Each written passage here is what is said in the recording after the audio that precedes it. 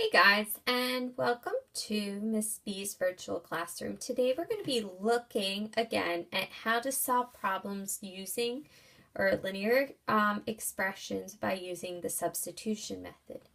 So go ahead, pause the video, and try and do this one on your own. Okay, now that you've done the problem on your own, I want you to try and think what would be your first step. For me, I should recognize that this y minus 1/2 x minus 7 already has one variable solved for it.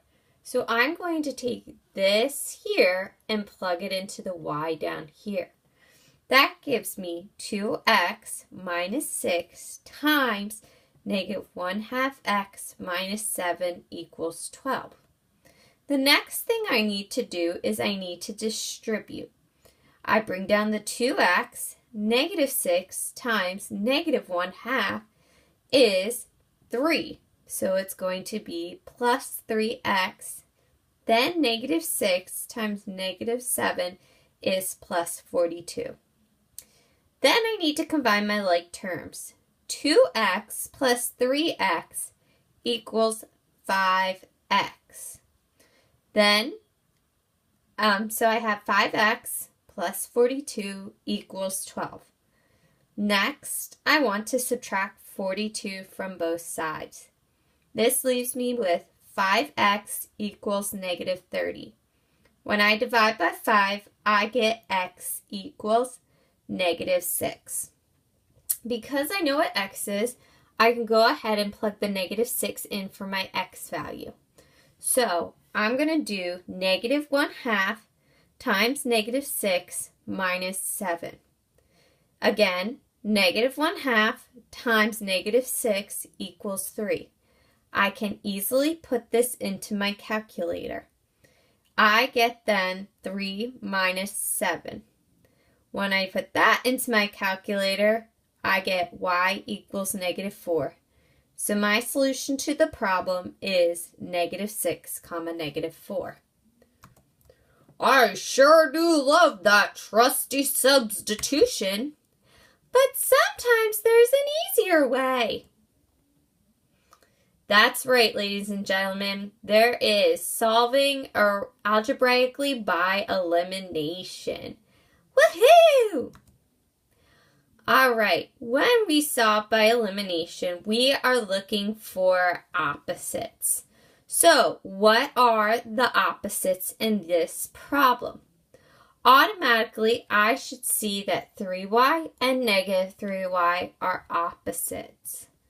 Just like 6 plus negative 6 equals 0, 3y plus negative 3y will also eliminate a variable and equal 0. So if you see, again, negative 3y plus, or positive 3y minus 3y is going to be 0.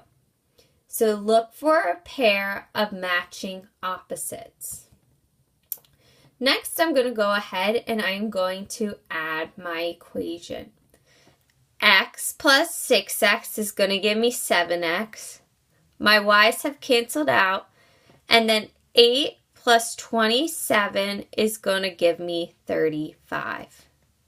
Again, the y's cancel out, and I get 7x equals 35. Then it's a one-step equation. Since the x is multiplied by the 7, I'm going to divide each side by 7, and I get x equals 5. Since I know what x is, I'm going to pick one of the equations to plug in our value of x into it. I just like to pick the easiest one to work with, which in this case is the first equation.